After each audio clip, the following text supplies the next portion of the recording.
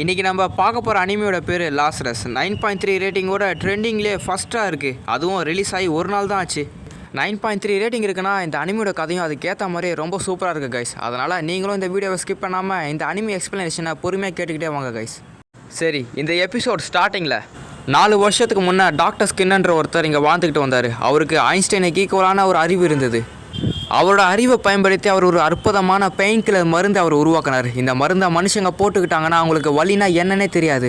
அந்த அளவுக்கு அந்த மருந்து வலியை மறக்கடிச்சிடும். அந்த மருந்தோட பேர் ஹாப்னா. இந்த மருந்தோட விலையும் ரொம்ப கம்மியாக இருந்தது. இதுக்குன்னு எந்த ஒரு சைடு எஃபெக்ட்டுமே இல்லை. இந்த ஒரு காரணத்தினாலேயே மார்க்கெட்டில் பெரிய டிமாண்ட் கிடச்சிது. சில நாட்களே இந்த மருந்து மொத்தமாக விற்று தீர்ந்தது. இதை உலக மக்கள் எல்லாருமே தூக்கி வச்சு கொண்டாடினாங்க. இதுதான் இந்த உலகம் மொத்தத்தையுமே காப்பாற்றிச்சு. இதெல்லாம் நடந்து 3 வருஷத்துக்கு அப்புறமா இந்த மருந்தை உருவாக்கின டாக்டர் ஸ்கின்னன்றவர் யாருக்குமே தெரியாமல் காணாமல் போயிட்டார். அவர் எங்கே தேடியுமே ஒரு சின்ன ட்ரேஸ் கூட கிடைக்கல. இந்த எல்லா விஷயத்தையுமே ஒருத்தர் பேக்ரவுண்ட் வாய்ஸ்லேருந்து நம்மளுக்கு சொல்லிட்டு இருக்காங்க. அதுக்கப்புறமா நார்த் போர்ட் கொரேஷனல் ஃபெசிலிட்டின்ற ஒரு இடத்த நம்மளுக்கு காமிக்கிறாங்க. இந்த இடம் ஒரு பிரிசன். இது குற்றவாளிகளை போடுற ஒரு ஜெயில் இது. ஆனால் அங்கேயும் கூட ஒருத்தன் ஜாலியாக தூங்கி எழுந்துக்கிறான். அதே சமயம் இந்த ஜெயிலுக்கு வெளியில் யாரோ ஒருத்தர் யாருக்காகவோ வெயிட் பண்ணிகிட்டு இருக்காரு. அவங்க வரத்துக்கு ரொம்ப நேரம் ஆகும் போல். அதனால் இவரும் வெறுப்பில் பாட்டு கேட்டுட்டு இருக்காரு. அப்படியே இந்த நார்த் போர்ட் ஃபெசிலிட்டின்ற ஜெயிலையும் மொத்தமாக காமிக்கிறாங்க. இந்த இடம் முழுக்கவும் அவ்வளோ பெருசாக இருக்குது. ஒல்லியே ஃபுட்பால் கோர்ட்டு, வாலிபால் கோர்ட்டுன்னு எல்லாமே இருக்குது. அப்போது அந்த ஃபெசிலிட்டியில் இருக்க பிரிசன் ஆஃபீஸர் ஒருத்தர் என்ன சொல்கிறாருன்னா, ஆக்சல் கில்பர்ட்டோ, உன்னை பார்க்க வெளியால் ஒருத்தங்க வந்திருக்காங்க. இப்போது அது ரொம்ப நேரம் தூங்காமல் அந்த விசிட்டர் யாருன்னு போய் பாரு அப்படின்னு அந்த ஆஃபீஸர் இவன் கிட்ட சொல்கிறாரு. இவங்க தான் நம்ம ஆக்சல் கில்பர்ட்டோவை பார்க்க வந்த விசிட்டர். அதுக்கு ஆக்சல் கில்பர்ட்டோ என்ன சொல்கிறான்னா, என்னை பொதுவாகவே அதிகமாக பார்க்க வரவங்க ஒன்று லாயராக இருப்பாங்க, இல்லைனா ஹிட்மேனாக இருப்பாங்க. ஆனால் இதுக்கு முன்னாடி நான் அவங்கள பார்த்ததே இல்லை அப்படின்னு கில்பர்ட்டோ சொல்கிறான். இப்போ தான் இவங்கள பற்றி சொல்ல ஆரம்பிக்கிறாங்க. இவங்களோட பேர் யோஷ். இவங்க கில்பர்ட்டோ கிட்ட சில டீலிங் பேச தான் வந்திருக்காங்க. கில்பர்ட்டோ, உன்னை இந்த இடத்த விட்டு காப்பாற்றுறேன்னா உன்னோட பதிலை பொறுத்து தான் என்னோட முடிவு இருக்குது. உன்னோட பதில் எனக்கு சாதகமாக இருந்ததுன்னா இந்த இடத்த விட்டு நான் இப்போவே உன்னை ரிலீஸ் பண்ணுறேன் அப்படின்னு இந்த லேடி நம்ம கில்பர்ட்டோ கிட்டே சொல்கிறாங்க. எனக்கு உன்னை பற்றி நல்லாவே தெரியும். நீ எங்கே பிறந்த, உன்னோட வயசு என்ன, உன்னோட ஹிஸ்ட்ரி என்ன, அப்புறம் உன்னோட சைஸ் என்ன. சைஸு சொன்னோடனே நீங்கள் எதுவும் தப்பாக எடுத்துக்காதீங்க. இவனோட ஷூ சைஸை தான் இவங்க சொன்னாங்க. அப்புறமா இவனுக்கு ஒரு வீடியோ ஒன்று காமிக்கிறாங்க. அதில் டாக்டர் ஸ்கின்னர் தான் அந்த வீடியோவில் பேசிகிட்டு இருக்காரு. அந்த வீடியோவை இவங்க மட்டும் பார்க்கல, லைவில் அது டிவியில் போயிட்டுருக்கு. அது மட்டும் இல்லாமல் இன்டர்நெட்டில் வேறு அது ப்ளே ஆகிட்டுருக்கு. உலகத்தில் இருக்க எல்லா மக்களுமே அந்த வீடியோவை பார்க்குறாங்க. மறுபடியும் வந்த ஸ்கின்னர் அந்த வீடியோவில் என்ன சொல்கிறாருன்னா, நான் உருவாக்கின அந்த பெயின் கில்லர் மருந்து ஹாப்னா யார் முதல்ல பயன்படுத்துனீங்களோ அவங்க 30 நாளைக்குள்ளே இறந்து போயிடுவீங்க. நம்ம காப்பாற்றுறன்னு நினச்சி இருந்த மருந்தே இப்போ நம்மளை கொல்ல போகுது. நீங்கள் சாவக்கூடாதுன்னு நினச்சிங்கன்னா அதுக்கான மாற்று மருந்து என்கிட்ட மட்டும்தான் இருக்குது. உங்களில் யாராவது சிலர் இந்த 30 நாளைக்குள்ளே யாராவது என்னை கண்டுபிடிச்சி அந்த மாற்று மருந்தை என்கிட்ட இருந்து வாங்கிக்கோங்க. அப்போ தான் மனுஷங்க எல்லாருமே நீங்கள் உயிர் பிறப்பீங்க அப்படின்னு இந்த வீடியோவில் சொல்லி முடிக்கிறாரு டாக்டர் ஸ்கின்னர். அவனை கண்டுபிடிக்கிறதுக்காக தான் யோஷ் லேடி நம்ம கில்பர்ட்டோ கிட்ட ஹெல்ப் கேட்டு இங்கே வந்திருப்பாங்க. இதெல்லாம் அவன் பொறுமையாக உட்காந்து கேட்டுட்டு, எனக்கு ஒரு கெட்ட பழக்கம் ஒன்று இருக்குது. நான் எப்போவுமே ஜெயிலில் இருந்தேன்னா அந்த இடத்தையே உடச்சிட்டு நான் எப்போயா தப்பிச்சு போயிடுவேன். அது உங்களுக்கு தெரியுமா அப்படின்னு சொல்கிறான். திடீர்னு கீழே உட்காந்து அங்கே இருந்த போலீஸ் ஆஃபீஸரையே இவன் அடிச்சுட்டு அங்கேருந்து தப்பிக்க ஆரம்பிக்கிறான். இவன் குரங்கு மாதிரி அங்கிட்டும் இங்கிட்டும் செவுத்து மேலே போயிட்டு வந்துட்டு இருக்கான். போலீஸுக்கே மண்ணில் கண்ணை தூவிட்டு இவங்க எல்லாருக்கிட்டேயும் தப்பிச்சு போக ஆரம்பிக்கிறான்.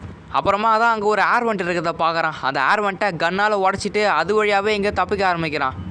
இந்த எபிசோட் ஸ்டார்டிங்கில் ஒருத்தர் வெயிட் பண்ணிட்டு இருப்பார் சொன்னல இந்த ஜெயிலுக்கு வெளியில். அவருக்கும் இந்த விஷயம் போகுது. அவருமே யோஷோட ஆள் தான். கில்பர்ட்டோவை பிடிக்க இவரும் காரில் வேகமாக அவனை போய் சேஸ் பண்ண ஆரம்பிக்கிறாரு. அதுக்கு அடுத்த சீனில் இன்னும் சில புது கேரக்டர்ஸை காமிக்கிறாங்க. இந்த பையனோட பேர் தான் லீலாண்டு. அப்புறம் இந்த பொண்ணோட பேர் கிறிஸ். லீலாண்டு இப்போ தான் ஸ்கூல் போயிட்டு இருப்பான். ஆனால் இவனுக்கு ஸ்கூல் போகிறதே சுத்தமாக பிடிக்காது. அப்புறம் யோஷும் இவரும் கில்பர்ட்டோவை ஃபாலோ பண்ணி காரில் போயிட்டு இருக்காங்க. அப்போ யோஷ் எலினான்றவங்கிட்ட சொல்லி போலீஸ் என்ன பண்ணுறாங்கன்னு சொல்லி போலீஸே ட்ராக் பண்ண சொல்கிறாங்க. இவங்களோட பேர் தான் எலினா. என்ன பண்ணுறாங்கன்னா போலீஸ் என்னென்ன வேலை பண்ணுறாங்கன்னு இங்கேருந்தே ட்ராக் பண்ணிகிட்டு இருக்காங்க. போலீஸ் இது வரைக்கும் கில்பர்ட்டோவை கண்டுபிடிச்ச மாதிரி தெரியலன்னு யோஷ்கிட்ட ரிப்போர்ட் பண்ணுறாங்க. இன்னொரு பக்கம் நியூஸில் என்ன சொல்கிறாங்கன்னா, டாக்டர் ஸ்கின்னர் சொன்ன இந்த விஷயத்தை பார்த்து எல்லாருக்குமே பயம் வந்துருச்சு. அதனால் மக்கள் எல்லாருமே இருக்கிற கடை எல்லாத்தையும் போட்டு உடைக்க ஆரம்பிக்கிறாங்க. மக்கள் எல்லாருமே ஊருக்குள்ளே கலவரம் பண்ணிகிட்டு இருக்காங்க அப்படின்னு சொல்கிறாங்க. அந்த ஆப்னா மருந்து சாப்பிட்டவங்க எல்லாருமே தான் இறந்துடக்கூடாது சொல்லி சர்ச்சில் உட்காந்து ப்ரேயர் பண்ணிகிட்டு இருக்காங்க. அவ்வளோ உயிர் பயம் இருக்குது எல்லாருக்கும். கூடவே அந்த ஹாப்னா மருந்து எங்கெல்லாம் எந்த கடையில் இருந்ததோ அந்த ஸ்டாக் மொத்தத்தையுமே நிறுத்திட்டாங்க. இதுக்கு மேலே அந்த ஹாப்னா மருந்து எங்கேயுமே விற்க போகிறதில்லன்னு நியூஸில் சொல்லிட்டு இருக்காங்க. சரி, கில்பர்ட்டோ என்ன ஆச்சு, அவன் எங்கே போயிட்டுருக்கான்னு பார்த்தா கில்பர்ட்டோ அவன் பிரிசன் ட்ரெஸ்ஸை மாற்றிட்டு இன்னொரு புது ட்ரெஸ்ஸில் ட்ரெயினில் போயிட்டுருக்கான். ட்ரெயினில் போய் இறங்கின அவன் அங்கே உள்ளே வந்தவொடனே அங்கே இருக்க கேமராஸ்லாம் இவன் தான் ஆக்சல் கில்பர்ட்டோன்னு சொல்லி அங்கே இருக்க ஸ்க்ரீனில் போட்டு கொடுத்துருச்சிங்க. மறுபடியும் அங்கேருந்து வேகமாக ஓட ஆரம்பிக்கிறான். அங்கேயும் சில போலீஸ் இவனை பிடிக்க ட்ரை பண்ணுறாங்க. ஆனால் இவனை யாராலையுமே பிடிக்கவே முடியல. இவனை பிடிக்க கிறிஸ் கூட பைக் எடுத்து கிளம்பிட்டாங்க. கிறிஸ் கூட யோஷோட ஆள் தான் போல். கில்பர்ட்டோவை ட்ரோன் ஏகப்பட்டது இவனை பின்னாடி துரத்துக்கிட்டே வந்துட்டு இருக்கு. இவனும் பில்டிங் மேலே பில்டிங்காக தாவி தாவி போயிட்டு இருக்கான். ஆல்சோ லீலாண்டு கூட ஒரு ஏஜென்ட்டாக தான் இருப்பான் போல். அவனுக்கும் கில்பர்ட்டோ பிடிக்க சொல்லி ஆர்டர் வருது. கடைசியாக அவன் ஒரு பில்டிங் மேலே முட்டு சந்தில் போய் மாட்டிக்கினான். அவனுக்கு அந்த பக்கம் ஒரு பெரிய பள்ளம் தான் இருக்குது. இங்கேருந்து கீழே வந்தானா அவனுக்கு எலும்பு கூட தேராது. இந்த எபிசோட் ஸ்டார்டிங்கில் காரில் ஒருத்தர் வெயிட் பண்ணிட்டு இருப்பார்ல, அவரோட பேர் டக்ளஸ். அவர் தான் இவனை கன் பாயிண்டில் பிடிச்சி வச்சிருக்காரு. சே, இதுக்கு மேலே எங்கடா போக போகிறான்? இதுக்கு மேலே தப்பிச்சா அவனுக்கு எலும்பு கூட தேராது. கீழே தான் குதிக்கணும்னு நினச்சா அவன் உண்மையிலே கீழே குச்சிட்டான். மிஸ்டர் டக்ளஸுக்கெலாம் வாய் பொழந்துருச்சு. என்னடா இவன் உண்மையிலே கீழே குச்சிட்டானேன்னு. பில்டிங் கீழே லீலோலாண்டு ட்ரோனை ஓட்டிகிட்டு இருப்பான். அந்த ட்ரோனை இவன் பிடிச்சிக்கிட்டு சேஃபாக லேண்ட் ஆக ட்ரை பண்ணுறான். இவனும் இவங்க 2 பேருக்கிட்டுமே டிமிக்கு கொடுத்துட்டு தப்பிச்சிட்டான். ஆனால் கிறிஸ் இவனை பார்த்துட்டாங்க. கிறிஸும் இவனை தேடி தான் இவனை பிடிக்கிறதுக்கு ட்ரை பண்ணுறாங்கன்னு நம்ம கில்பர்ட்டோவுக்கு தெரியாது. கிறிஸ் நம்ம கில்பர்ட்டோ கிட்ட நம்ம 2 பேரும் ஒரு செல்ஃபி எடுத்துக்கலாமா அப்படின்னு கேட்குறாங்க. அப்புறமா இவங்க கையில் இருக்க அந்த ஒரு மிஷின் மூலிமா இவனுக்கு ஷாக் கொடுத்து அங்கேயே அவன் மயக்கம் போட்டு வேண்டான். எங்கெங்கேயோ எது மேலே ஏறி தப்பிச்சவன் கடைசியில் ஒரு பொண்ணுக்கிட்ட போய் மாட்டிக்கிட்டான். கண் முழிச்சு பார்த்தா அவன் ஒரு பாழடைஞ்ச பார்பர் ஷாப்பில் இருந்து கண் முழிச்சு ஏந்துக்கிறான். அவன் கையில் வேறு ஏதோ ஒரு டிவைஸ் மாட்டியிருக்கு. எலினா வேறு இவனை பயத்திலே பார்த்துட்டு இருக்காங்க. இவங்க மொத்த பேரும் இங்கே தான் இருக்காங்க. டிவியில் வேறு யேசு வராங்க. அவங்க என்ன சொல்கிறாங்கன்னா, கில்பர்ட்டோ உன்னை மறுபடியும் பார்க்குறேன்னு நினைக்கிறேன். எங்களை நாங்கள் லாசரஸ் அப்படி சொல்லி கூப்பிட்டுப்போம். எங்களோட டீம் பேர் தான் லாசரஸ் அப்படி சொல்கிறாங்க. இந்த அனிமி எப்படி இருந்து சொல்லி கீழே கமெண்ட் பண்ணுங்கள். இதை கண்டினியூ பண்ணலாமான்னு கீழே சொல்லுங்கள். சரி, ஓகே காய்ஸ், இதோட இந்த எபிசோடு முடியுது. உங்களை வேறு ஒரு எபிசோடில் பார்க்குறேன். அது வரைக்கும் பாய். சப்ஸ்கிரைப் பண்ணாதவங்க உடனே சப்ஸ்கிரைப் பண்ணிடுங்க காய்ஸ்.